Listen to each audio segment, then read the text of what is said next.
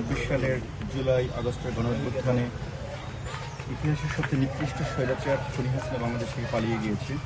কিন্তু সেই গণঅভ্যুত্থানে প্রায় 1400-র মতো মানুষ জীবন দিয়েছে হাসিনাকে বিতাড়িত করতে গিয়ে। আমরা সেই জুলাই আগস্টের গণঅভ্যুত্থানের দ্বিতীয় বর্ষ পালন করতেছি। যে কোনো কিছুর উদযাপন বর্ষপূর্তি সাধারণত অনেক কিছু আনন্দের হয়, কিন্তু এই গণঅভ্যুত্থানের বর্ষপূর্তি যেরকম আনন্দের একই সাথে এরকম বেদনা। হাসিনা পালিয়ে গেছে এটা যেরকম আনন্দের, কিন্তু 1400 মানুষ যে নিহত হয়েছে বা যারা আহত হয়েছে এখনও হাসপাতালে কাতরাচ্ছে, তাদের জন্য, তাদের পরিবারের জন্য এবং তাদের কথা ভেবে আমাদের জন্য মাঝে মাঝে বা অনেক সময় আমাদের মন বিষিয়ে ওঠে। তো সেই মানুষদেরকে স্মরণ করার জন্য, সেই শহীদদের, সেই আহতদের বাংলাদেশের জাতীয়তাবাদী দল সবসময় যারা দেশের জন্য, দেশের মানুষের জন্য কাজ করে তাদের পাশে ছিল।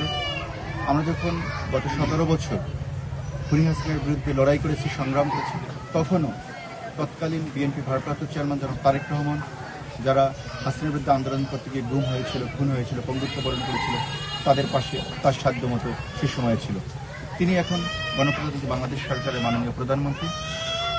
তাই এই জুলাই আগস্টকে স্মরণ করে দ্বিতীয় বর্ষতে তিনি সেই শহীদদের ভুলে যাননি, যাদের জীবনের বিনিময়ে আজকের স্বৈরাচার ফ্যাসিস্ট খুনি হাসিনা মুক্ত বাংলাদেশ আমরা পেয়েছি।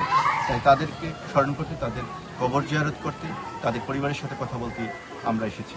কিন্তু এখানে এসে আমরা যেটা দেখলাম, যেই পরিবারের ইয়াসিন আরাফাত ছাত্রদলের কর্মী ছিল, মাত্র 16 বছর বয়সে তিনি তার জীবন উৎসর্গ করেছেন এই দেশকে ভালোবেসে, দেশের জন্য। এই 16 বছর বয়সে তার দেশ সম্পর্কে আসলে বলার, জানার, বোঝার খুব বেশি কিছু হয়নি, কিন্তু আদর্শ বা নেতৃত্ব এমন এক জিনিস, সেই তারেক রহমানের, তখন তিনি লন্ডনে ছিলেন, তার ডাকে সাড়া দিয়ে তিনি এই দেশের জন্য তার জীবন উৎসর্গ করে দিয়েছেন। তার বাবা মার 4 মেয়ের পর তিনি একমাত্র ছেলে ছিলেন। হয়তো তার বাবা মা তাকে অবলম্বন করেই তাদের ভবিষ্যৎ চিন্তা করেছিলেন, কিন্তু সেই ছেলেটি এই দেশের জন্য জীবন দিয়ে গেছে। আমরা শুধুমাত্র এই প্রত্যেক বছরে এসে তাদেরকে স্মরণ করা বা গণঅভ্যুত্থানের দ্বিতীয় বর্ষ বলতে স্মরণ করা, আমরা এর মধ্যে সীমাবদ্ধ থাকতে চাই না।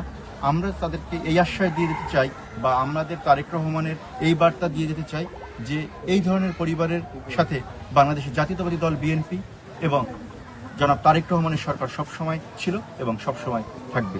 এবং তাদের ছেলেহারার যে যন্ত্রণা বা যে শোক, তার যে শোকেজ দেখেছি ভিতরে, দেখবেন যে মানুষের শোকেজ অনেক ভালো দামি জিনিস থাকে, কিন্তু তার শোকেজগুলো হলো যে বিএনপির বিভিন্ন কর্মসূচি, তার শহীদ পরিবার নিয়ে কর্মসূচি, সেখানকার যে কার্ডগুলো দেওয়া হয়, এন্ট্রি পাস, সেই কার্ডগুলো তার শোকেজের শোভা পাচ্ছে।